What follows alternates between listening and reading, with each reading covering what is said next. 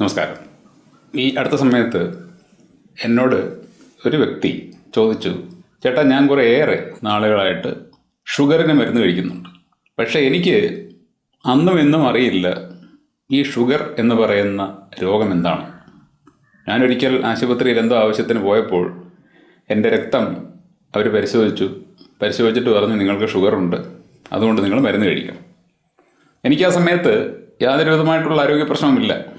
അപ്പോൾ ആ സമയത്ത് അവരിങ്ങനെ രക്തം പരിശോധിച്ചിട്ട് എനിക്ക് ഈ രോഗമുണ്ടെന്ന് പറഞ്ഞ് എന്നോട് മരുന്ന് കഴിക്കണമെന്ന് പറഞ്ഞു. ഞാനതിൻ്റെ ആവശ്യമില്ലെന്ന് പറഞ്ഞെങ്കിലും എൻ്റെ ഭാര്യയും മക്കളും ഒന്നും സമ്മതിച്ചില്ല. അവർ പറഞ്ഞത് ഭയങ്കര രോഗമാണ്, മരുന്ന് കഴിച്ച് തുടങ്ങിക്കോ എന്ന് പറഞ്ഞു. ഇപ്പം ഞാൻ കഴിഞ്ഞ ഒരു 8 കൊല്ലമായിട്ട് ഇത് കഴിക്കുന്നു. എനിക്ക് അത് കഴിച്ചു തുടങ്ങിയതിന് ശേഷം ശരീരത്തിന് ക്ഷീണം അനുഭവപ്പെടുന്നുണ്ട്. എങ്കിലും അത് കഴിക്കുന്നത് നിർത്താൻ എന്നെ കൊണ്ട് പറ്റില്ല, വീട്ടുകാർ സമ്മതിക്കില്ല. ഞാൻ തുടർന്നുകൊണ്ടിരിക്കുകയാണ്. നിർത്താൻ എനിക്കും പേടിയാണ്. പക്ഷേ എനിക്കിപ്പോഴും അറിഞ്ഞുകൂടാ എന്താണ് ഈ അസുഖമെന്ന്. അപ്പോൾ അദ്ദേഹത്തിനോട് ഞാൻ അതേക്കുറിച്ച് പറഞ്ഞ കാര്യം, ഒരു പക്ഷേ ഇതുപോലെ സംശയമുള്ള ആർക്കെങ്കിലും ഉപകാരപ്പെടുന്നെങ്കിൽ ഉപകാരപ്പെട്ടോട്ടെ എന്ന് കരുതി ഒന്ന് പറയുകയാണ്. ഒന്നാമതായിട്ട്, ഷുഗർ എന്ന് പറയുന്ന ആ പേര് തന്നെ തെറ്റാണ്. ഷുഗർ എന്ന് പറഞ്ഞാൽ നിങ്ങൾക്കറിയാം, പഞ്ചസാര എന്നാണ് അതിൻ്റെ അർത്ഥം. ഇനി അല്ലെങ്കിൽ നമുക്ക് മധുരമെന്ന് വേണേൽ വിളിക്കാം. അപ്പോൾ എന്താണ് ഈ ഷുഗർ? ഷുഗർ എന്ന് പറയുന്ന രോഗം, പഞ്ചസാര രോഗം. പഞ്ചസാര രോഗം എന്ന് പറയുന്ന ഒരു രോഗമുണ്ടെന്ന് നിങ്ങൾ കരുതുന്നുണ്ടോ? യഥാർത്ഥത്തിൽ എന്താണ് ഇവർ ചെയ്യുന്നത്? അതായത് ആശുപത്രിയിലും ഡോക്ടർമാരും എന്താണ് ചെയ്യുന്നത്? ഒരു വ്യക്തിയുടെ രക്തമെടുത്ത് പരിശോധിക്കുന്നു. ആ രക്തത്തിലെ എന്ത് സാധനമാണോ അവർ പരിശോധിക്കുന്നത്? അതിലെ ഗ്ലൂക്കോസാണ് പരിശോധിക്കുന്നത്. ഈ ഗ്ലൂക്കോസ് എന്ന് പറയുന്ന വാക്ക് ശരിയാണോ? ശരിയല്ല. ഗ്ലൂക്കോസ് എന്ന് പറഞ്ഞാലും ഏതാണ്ട് പഞ്ചസാര, മധുരം, ആ ഒരു അർത്ഥമാണ് വരുന്നത്. അപ്പോൾ രക്തത്തിലെ പഞ്ചസാരയോ ഗ്ലൂക്കോസോ ഷുഗറോ ഒക്കെയാണോ അവർ പരിശോധിക്കുന്നത്? ഒരിക്കലുമല്ല. ഇവർ പരിശോധിക്കുന്നത് നമ്മുടെ രക്തത്തിൽ അടങ്ങിയിരിക്കുന്ന, നമ്മുടെ ആഹാരത്തിലൂടെ ചെല്ലുന്ന അതിൻ്റെ എക്സ്ട്രാക്റ്റാണ്. മലയാളത്തിൽ അതിൻ്റെ സത്ത് എന്ന് വേണമെങ്കിൽ പറയാം. ആഹാരത്തിൻ്റെ എക്സ്ട്രാക്റ്റ്, ഫുഡ് എക്സ്ട്രാക്റ്റ്.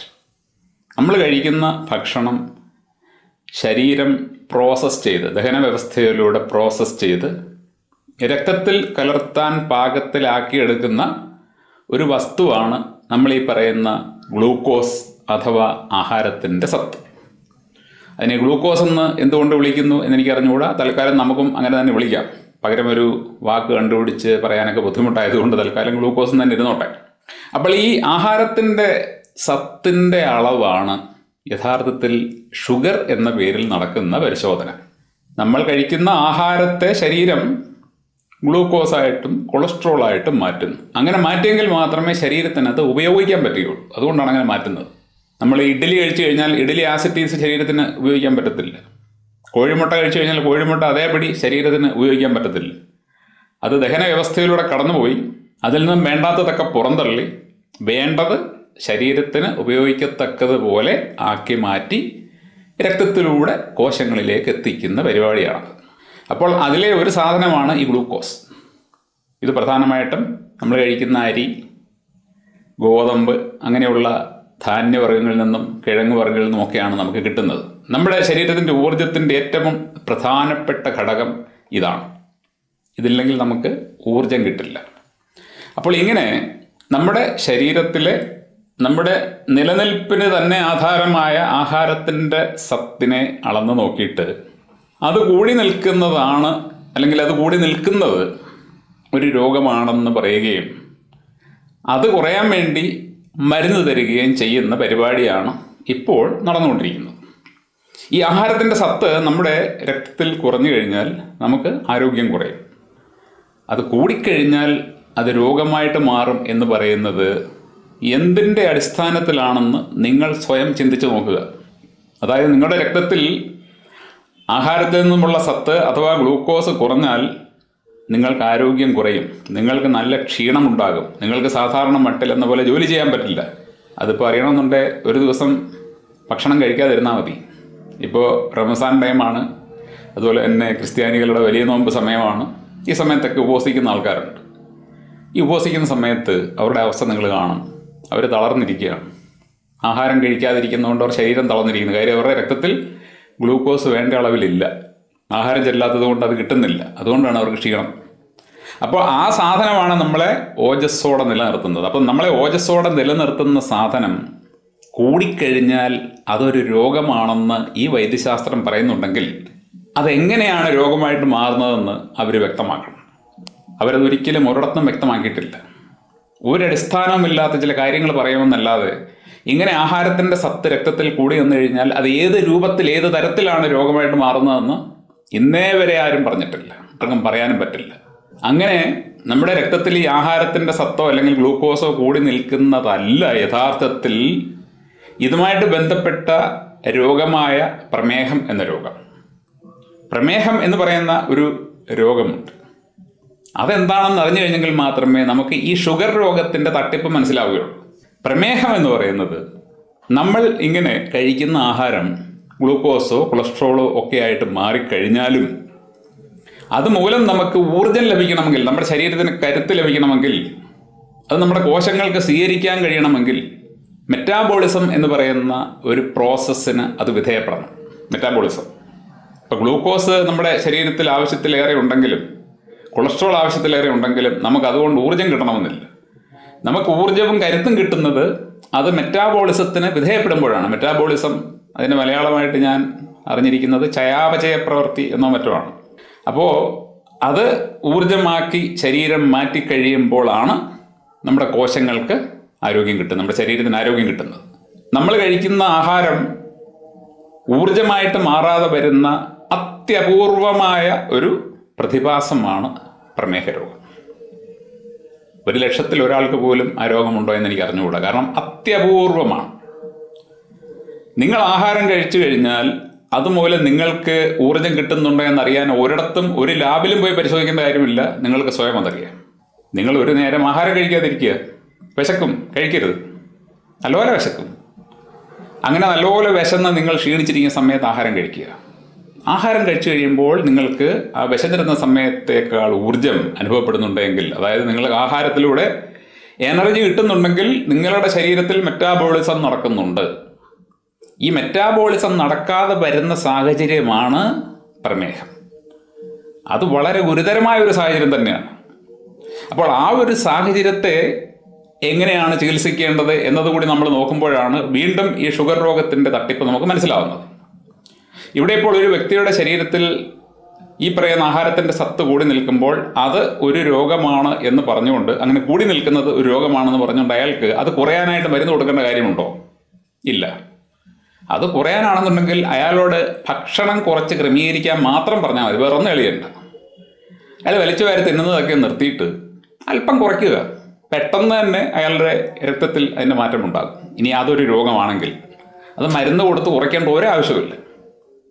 അയാൾക്ക് തന്നെ അത് കുറയ്ക്കാൻ പറ്റും. ഏത് വ്യക്തിക്കും അയാളുടെ രക്തത്തിലേക്ക് ചെല്ലുന്ന ഗ്ലൂക്കോസിൻ്റെ അളവ് ഭക്ഷണ നിയന്ത്രണത്തിലൂടെ സാധ്യമാണ്. സിമ്പിളായിട്ട് സാധിക്കാവുന്ന കാര്യമാണ്. മെഡിസിൻ കഴിക്കുമ്പോൾ മെഡിസിൻ ചെന്നിട്ട് കരളിനെയും മറ്റും സ്വാധീനിച്ച് നമ്മുടെ ശരീരത്തെ ടാമ്പർ ചെയ്തുകൊണ്ടാണ് ഷുഗർ കുറയ്ക്കുന്നത്. അത് വളരെയധികം ഹാനി ഉണ്ടാക്കും. കുറേയേറെ കാലം ഈ മെഡിസിൻ കഴിക്കുമ്പോൾ അവരുടെ ആന്തരിക അവയവങ്ങൾക്ക് തകരാറ് സംഭവിച്ചുകൊണ്ടേയിരിക്കും. അത് അവസാനം ഗുരുതരമായിട്ട് മാറുകയും ചെയ്യും. നേരെ മറിച്ച് ആഹാരം കുറച്ച് കഴിച്ച്, ആഹാരത്തിലൊരു മിതത്വം ഉണ്ടെന്ന് നമ്മൾ പണ്ടേ പറയത്തില്ലേ, നമ്മൾ മിതമായിട്ട് ഭക്ഷണം കഴിക്കണം, വലിച്ചു വാരി തിന്നരുത്.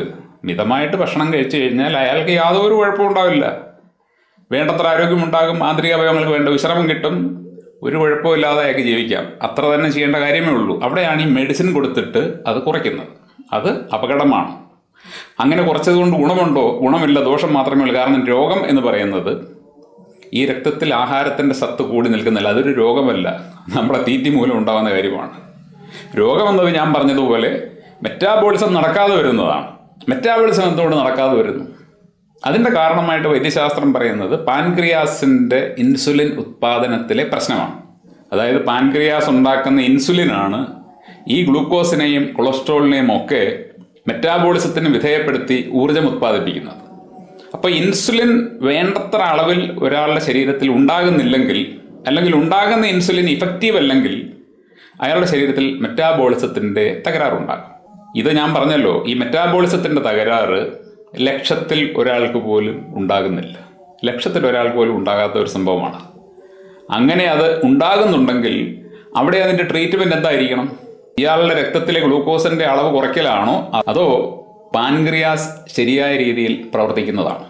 പാൻക്രിയാസ് എന്തുകൊണ്ട് ഇൻസുലിൻ വേണ്ട പോലെ ഉണ്ടാക്കുന്നില്ല, അല്ലെങ്കിൽ നല്ല ഇൻസുലിൻ ഉണ്ടാക്കുന്നില്ല എന്നതിൻ്റെ കാരണം കണ്ടെത്തി പാൻക്രിയാസിൻ്റെ പ്രശ്നം പരിഹരിക്കുകയല്ലേ അവിടുത്തെ ചികിത്സ? അങ്ങനെ ഒരു ചികിത്സ ഇവിടെ ഉണ്ടോ? രക്തത്തിലെ ആഹാരത്തിൻ്റെ സത്ത് കുറയ്ക്കുകയാണ് ഗുളിക കൊടുത്തിട്ട്. പാൻക്രിയാസ് ഇൻസുലിൻ ഉണ്ടാക്കാത്ത ഒരു വ്യക്തിയാണെങ്കിൽ അയാളുടെ പാൻക്രിയാസിനെ എങ്ങനെ ശരിയാക്കിയെടുക്കാം എന്നതായിരിക്കണം ഒരു വൈദ്യശാസ്ത്രം ചിന്തിക്കേണ്ടത്. പക്ഷേ ആ ഒരു കാര്യം ചെയ്യാൻ അലോപ്പതിയുടെ പക്കൽ മരുന്നില്ല. പാൻക്രിയാസ് ഇൻസുലിൻ ഉണ്ടാക്കുന്നില്ലെങ്കിൽ നിങ്ങൾ ഇൻസുലിൻ നേരിട്ട് കുത്തിവെച്ചോ, അതേ വഴിയുള്ളൂ. പാൻക്രിയാസിനെ നേരെയാക്കാൻ അവിടെ വഴിയില്ല. പാൻക്രിയാസിനെ നേരെയാക്കുന്നത് എങ്ങനെയാണ്? പാൻക്രിയാസിനെ മാത്രമായിട്ടൊന്നും നേരെയാക്കാൻ പറ്റില്ല. നമ്മുടെ ശരീരത്തിൻ്റെ ആകമാന തകരാറിൻ്റെ ഭാഗമായിട്ടാണ് ഇതെല്ലാം സംഭവിക്കുന്നത്. അപ്പോൾ ഒരു വ്യക്തിയുടെ ശരീരത്തിൻ്റെ ആകമാന ആരോഗ്യത്തെ മെച്ചപ്പെടുത്തുന്നത് എന്താണോ അത് ചെയ്താൽ അയാളുടെ പാൻക്രിയാസിന് രക്ഷപ്പെടും. അതിന് ഏത് മരുന്ന് കഴിക്കണം, ഏത് ചികിത്സ തേടണം, ഏത് രീതിയിൽ ആഹാരം കഴിക്കണം, എങ്ങനെ ജീവിക്കണം മുതലായ കാര്യങ്ങളെല്ലാം നമ്മൾ നോക്കേണ്ടി വരും.